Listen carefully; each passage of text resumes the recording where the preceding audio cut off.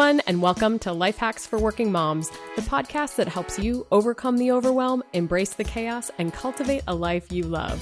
My name is Megan Strand, and I am absolutely delighted to be here with you today. Thank you so much for joining me.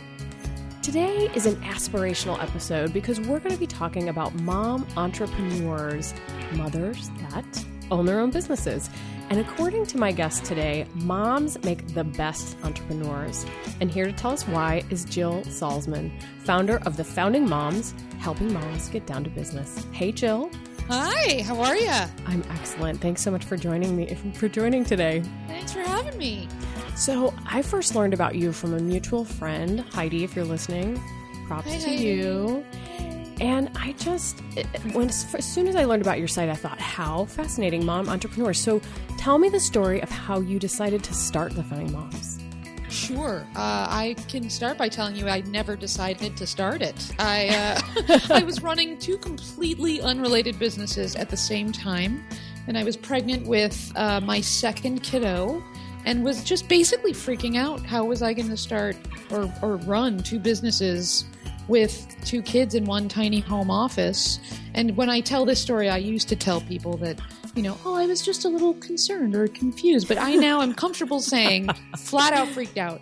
And so I went to MeetUp.com completely on a whim, and I started a meetup, and I said, anybody who has a business and a baby, please come tell me how you're doing it, because I really need help. What am I going to do with my kids? How can I get better at marketing my business, et cetera, et cetera. So one meetup led to another meetup, led to a monthly situation in my hometown of Oak Park, Illinois. And about 6 months in, we had over 200 members online, which was really weird considering how small the town I live in is. And a woman came up to me and she said, I hate driving all the way to Oak Park from downtown Chicago. Can you open one up there? And my joke is that we're about 4 miles out of Chicago. So this was a very, very lazy woman.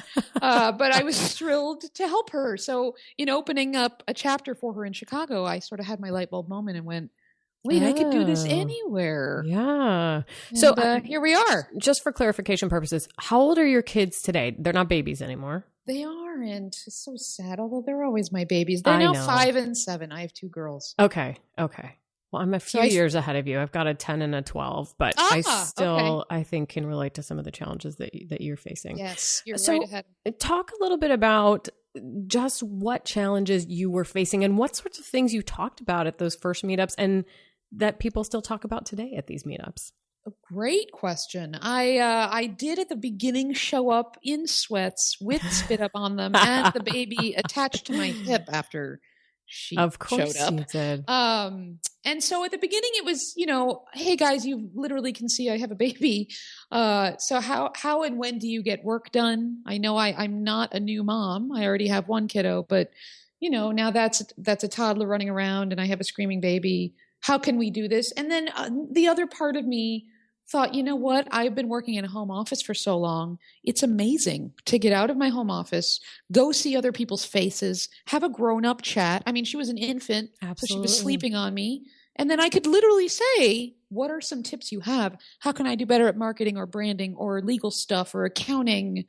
And so we pretty much covered everything in those first few meetups because we were so excited to find each other. I'm sure. Yeah, it's so like my people. Yes. Well, I would imagine, though, that there's a dynamic with these meetups that you have kind of the newbies, like you were a newbie when you started this. And right. So, but then I would imagine you're not still talking about how to get work done with an infant spitting up over you. So how do you juggle that in these meetups? You would be very surprised. So now we have, I didn't say before, but we're now in about 40 cities around the world. We're in 9 countries. We have 8,000 members. We're growing relatively quickly. I guess we're now 5 years in. I'm so used to saying 4, but so in saying that, we have a huge wide range of ages of our members. Some of them have babies. Some of them have kids going off to college. Some of them are grandmas for a while. We have a huge range of service-based businesses less product-based businesses. But so we just run the gamut of stuff you need to know. And so what happens when you show up at one of these meetups? When you show up, we for the most part, and I, of course, only run 2 of these exchanges. We have many hosts around the world who host their own. So we do it all a bit differently. But when you show up to mine, for example, there's always a speaker. So we'll have a speaker come and they're an expert on sales or they're an expert on branding, and they will talk to the group for about an hour on just tips and tricks for practical, actionable stuff where we can all leave the meeting and go apply it. I knew there was a reason I liked you. It's that practical, actionable piece. Because we can't stand the other crap. I hate it. I used to show up to networking events, again, without the baby because the baby wasn't allowed. And everybody was in a suit and they're all talking about the theory behind networking or the theory behind name it. And I cringed and thought, well, this is ridiculous, which is sort of also how we came to be. So, okay. How many people typically, like at your groups, are showing up? How many moms are there? Great question. Chicago and Oak Park combined, we have over 600 members. Wow. And at every meeting each month, we literally never have more than 20 people. Oh, that's interesting. And okay, I so love it's like that's awesome. That's a great size. I love then the you small can size. It's intimate, right? And I think it's how I run it because, for example, my counterpart in San because you have Francisco, exactly 20 chairs and maybe, and I beat the other ones out of there. No, but in San Francisco, our hosts there love to have bigger events. They love to do it on a bigger scale. And that's, a lot of it is due to how they run it. So it depends on the host in each city. But for the most part, we're smaller. So you have a speaker. And then is there time for that idea exchange that you were talking about initially when people are like, how do you do X, Y, Z or what have you? Or does that more happen online? That really, the folks know who the speaker is ahead of time. They know the topic. So it will usually attract folks who are familiar with the topic or desperately need to know about it. Right. So the questions that they bring usually happen during the speaker's talk or right afterwards. And there's a lot of Q&A that goes on and everybody's questions get answered. That's fantastic. And then is this like a formal membership organization that you join, or is it, and if so, what's the criteria for joining? It is free to join in your city. And right now, the way we're set up, and things are about to change, but right now, if you want to join us in any city that we're in, you go to the MeetUp page and you join, and it's free to join. It's $10 to $15 per month per event. But soon enough, we'll be launching an online platform, which will also be a monthly membership. Oh, that's interesting. And do you anticipate that taking the place of the in-person stuff, or do you think it's going to be a supplement too? Gosh, I hope not. I mean, there are always going to be people who prefer never to leave their chair or get dressed in the morning. And so they're going to stay online. And there are going to be people who hate the online stuff. I used to be one of those people and just want to see and touch other human beings in a room. But my hope and our hope collectively really is that once you attend this meetup, wherever your city is, you then go home and, oh, wait, I have more questions now. I can answer them in a forum online. I can watch a video course on the same topic, et cetera, et cetera. So, okay, let's talk a little bit about the online thing. And just to clarify, this is not quite launched yet, and it's all of its glory. It is not. But it will be. If you're listening soon. right now, it will hopefully be launched in the next month or two. And I'm just adding or two. Because you're smart. Just in case. Well, and so will that be a paid membership community then? Like monthly something? You'll pay one either monthly or annually, and you'll get in there, and we're going to have a hopefully very active forum. We're going to have a directory where, say you want to promote your business or you want to find and hire another mom entrepreneur. We're going to have a nice deep directory, kind of like Angie's list for mom entrepreneurs. And then video courses, complete with workbooks and templates and all kinds of good learning stuff going on. Well, and you already have some of that on your site. So talk a little bit about the founding kit and what is it? Sure. Why did you put it together? The why I put it together is because I work in a co-working space in Chicago called 1871. And it's a fantastic space where you meet magical people. And I happened to literally run into a woman coming out of the bathroom, and our chat led to, hey, I have this idea. Do you want to do it with me? So from that, and I said, a lot of our members they're all, they run their own businesses. So they have a lot to do and they can't do it all by themselves, even though most women entrepreneurs think we can.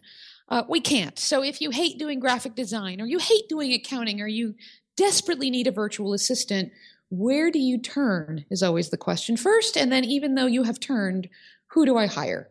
So we decided, why don't we bundle together service providers that we've used and absolutely love, ask them to come way down in price, and let other entrepreneurs or small business owners buy these kits. So if you go to foundingkit.com, we have 3 right now.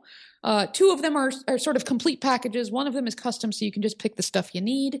And then eventually we're going to get a nonprofit version up there for nonprofits. Oh, that's a great idea. So is the founding kit, and I'm thinking maybe I misunderstood it slightly, because I was thinking the founding kit would be like, if I have no clue what I want to do and I want to start a business, that would be a place to start? Or do you feel like it would be... Funny that you say that, because that's literally, my co-founder's name is Tamara Nolte, and Tamara and I would sit down and say, if we met a woman, and of course this is from the business perspective, if we met a woman with a lot of money and great ideas and no interest in actually doing anything, we could do it for her with our complete founding kit. So if you're sitting there and you have 4 kids running around and you kind of love your idea, but you don't really want to do it, we thought this is perfect. It turns out that most of our inquiries and clients, if not, I can say all of our inquiries and clients are from people who are already in business and recognize the value of it and more. Okay. So it's for people who have already started down the road or are pretty far down that business plan path and just need the resources that go everything that goes along. And with in fact, it is business. for both. It is for both markets. It's for all of the above. It just so happens, I believe now, that if you have a great idea and no interest in doing it, you're probably not going to realize the value of the founding kit. Absolutely. Well, I saw it right away. I was like, holy cow, right, you get a lot here. Because you're already in business. So that's not something we anticipated, but live and learn as a business owner, right? Yeah, no, that's fascinating. Well, so I do have a small bone to pick with you. I could not believe there was no founding mom community in Portland, Oregon. That blew me away. I thought, I'll just see what this is. Nothing. Seattle, no Portland. Are you kidding? Well, you got to come out here, Jill. When we launched, I would go out and I would say, hey, New York, hey, LA, can you launch this puppy? Yeah. And I'd say, sure. I don't go out and seek anymore. So if there is a mom entrepreneur in Portland who wants to promote her business, get exposure, and join us, she can go to foundingmoms.com/start one, because I want her to start one, but I don't reach out anymore just because there are a lot of cities I'm working with now, and I only take inquiries if you're really into it. That's funny. Okay, well, good to know. So if anybody listening, I know there are Portland listeners. No, blame Portlandia. Okay, I will blame Portlandia. So all of you listening in Portland, I know there are a bunch of you. This is where you need to go. So I want to talk to you a little bit about, this is something I see all the time in my own social circle, online. So I'm clearly a working mother. I work outside the home, and I actually don't physically work outside the home. I work inside the home, but I know lots of people who have kids and work for somebody else as an employee, and they just struggle with their existence because you're working for somebody else. You are working on somebody else's schedule and trying to juggle your own family. Like that seems like the worst case scenario for a mother, because it's just too hard to be on somebody else's priority list. Right. So what do you say to a woman who's like, I've always wanted to start a but I don't know. I could never leave my job. Like, what do you say to those women? I say get out fast is the first thing I say. And then I mean, this is going to sound, and maybe it is, I don't mean it this way, like a pitch for my own company. But I have found that no matter how much Lord Google leads people to different websites that encourage, go off and start your own business, or go here and learn more about how to leave your company, nothing will get you out of there faster than sitting around a room with a couple of entrepreneurs. So if you go to a meetup, it doesn't have to be a Founding Moms Exchange, but it could be any meetup, any room where there are other small business owners. Go find a local co-working space and talk to people and just find out, how are you surviving being on your own, or do you like it? Or literally one conversation could just charge her right out of corporate life. That's a great idea. Do you have any stories you can think of mom entrepreneurs that have really inspired you that you might be able to share with us? There are so many. I'm going to think of the ones that have made the loudest impact.